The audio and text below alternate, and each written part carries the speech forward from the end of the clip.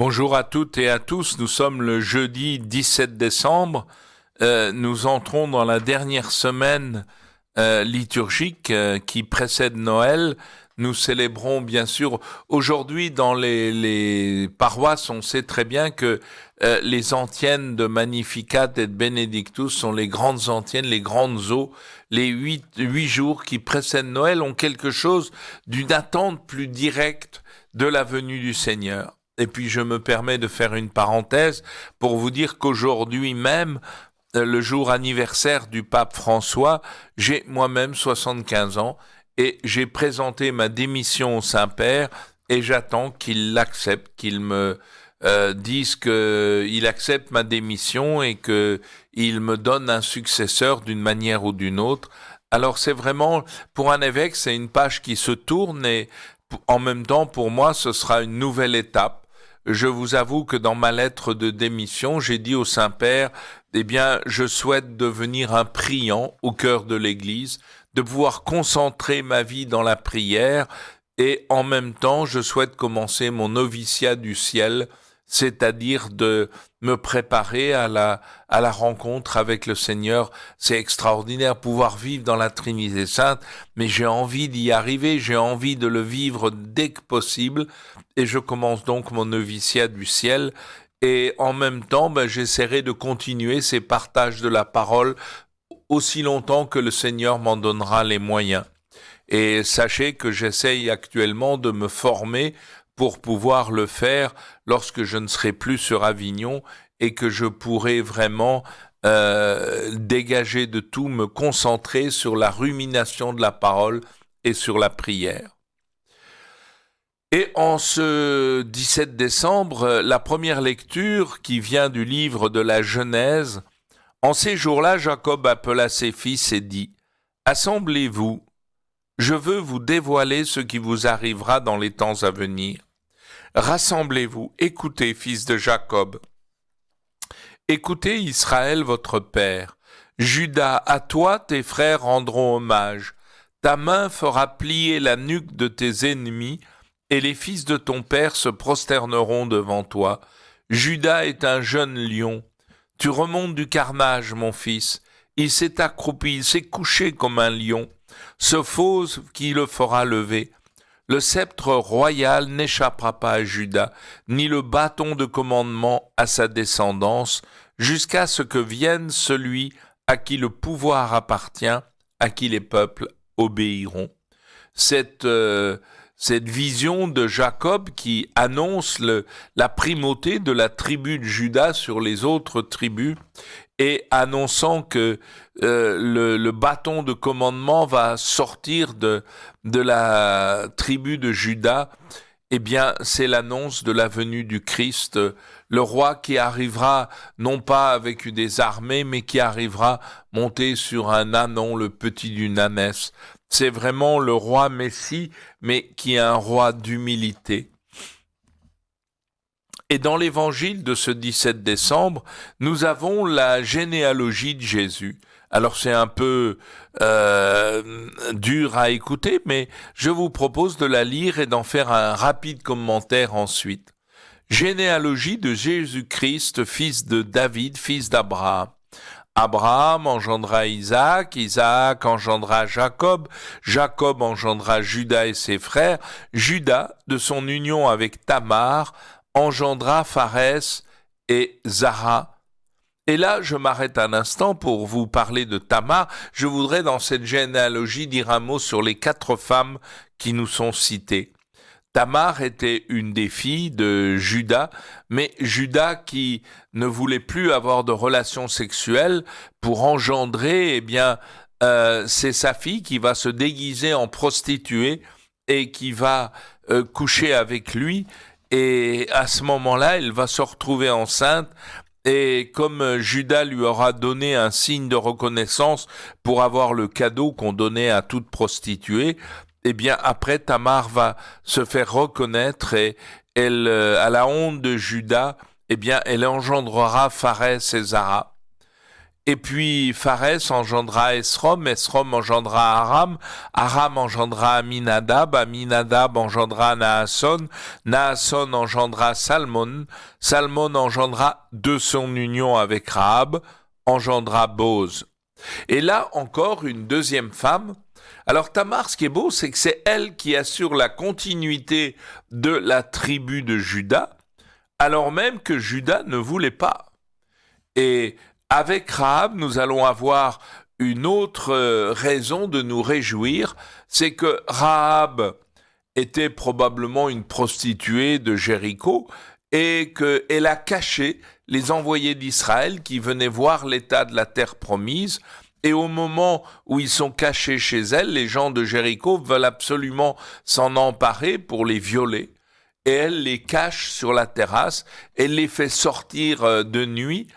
Et avant qu'ils repartent, elle leur fait promettre que lorsqu'Israël prendra possession du pays, eh bien, si elle laisse un signal rouge à la fenêtre, eh bien, on protégera tous ceux qui sont dans la maison. Et ainsi, Tamar a pu engendrer Rahab a pu engendrer Boz. Et c'est très beau de voir que là encore, c'est d'une personne qui avait caché les envoyés d'Israël que la généalogie va se poursuivre. Et Rahab, de fait, engendra Boz.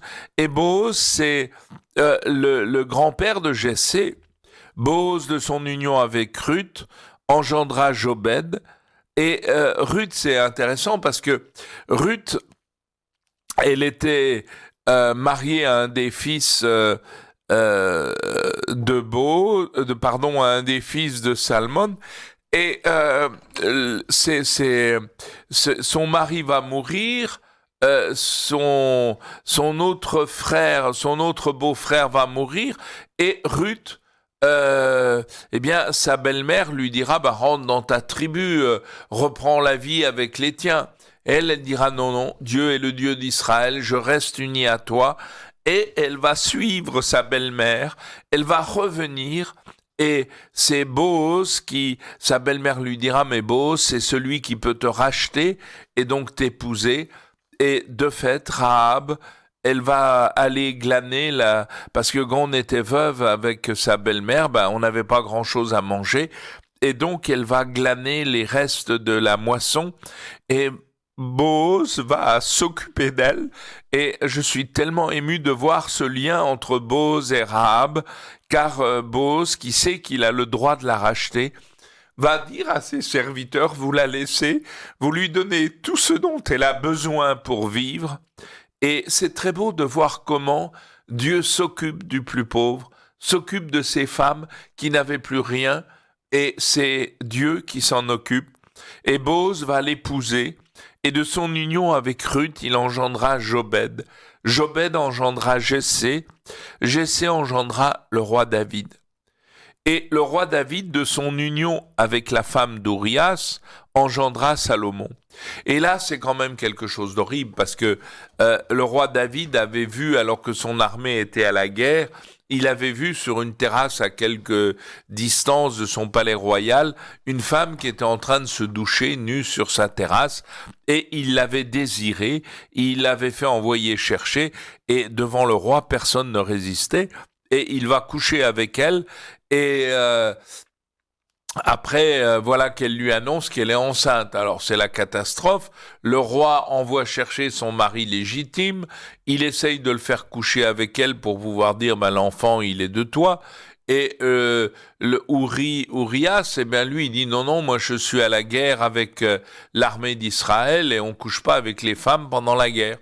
Et le roi va essayer de le saouler pour l'obliger à aller quand même coucher avec son épouse, et non, il restera fidèle à la règle, et à ce moment-là, David va le faire mourir, en disant au chef de son armée, mets-le là où t'es sûr qu'il y aura des morts, et pour qu'il disparaisse. C'est horrible, parce que le roi David commet quelque chose, un meurtre horrible, et d'ailleurs les prophètes vont dénoncer, et l'enfant qui va naître de la femme d'Urias, cet enfant, le premier enfant, va être condamné à mort par le Seigneur en raison même de la façon dont David l'avait engendré.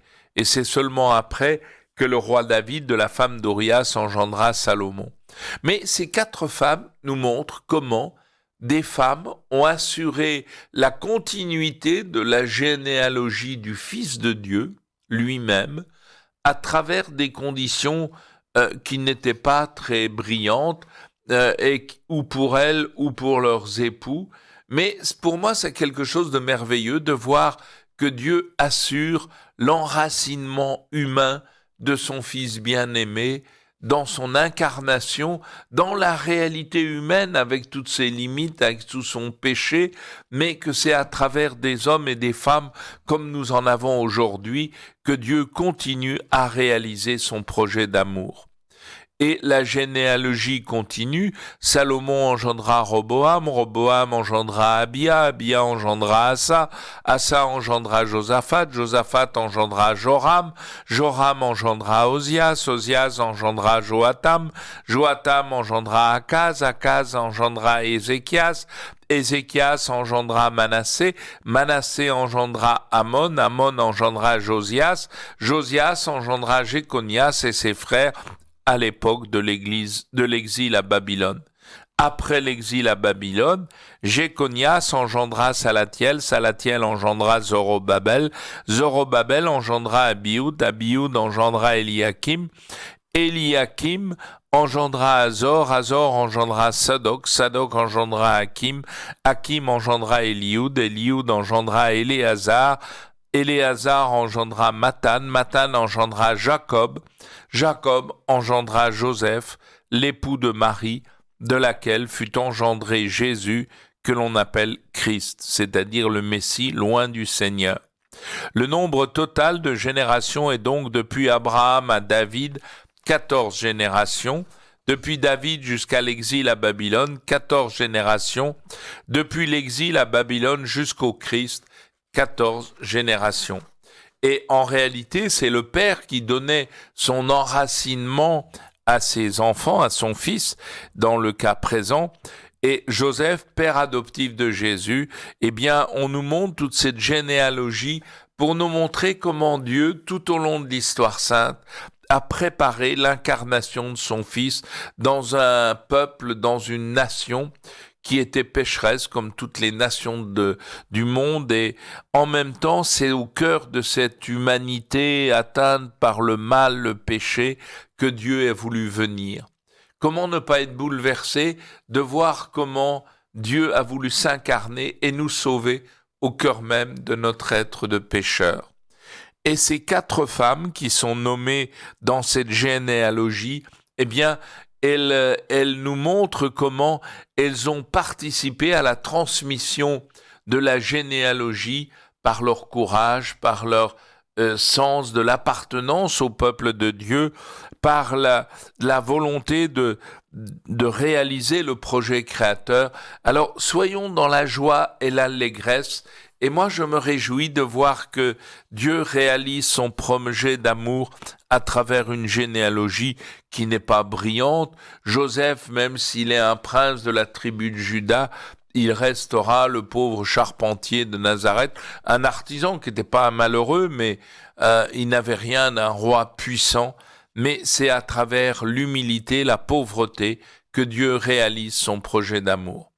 Alors je vous souhaite à tous une belle journée et puis préparons-nous à Noël. Nous entrons dans la dernière semaine avant la nuit de l'incarnation où Dieu viendra faire toutes choses nouvelles en venant habiter au milieu de nous en ce Noël 2020.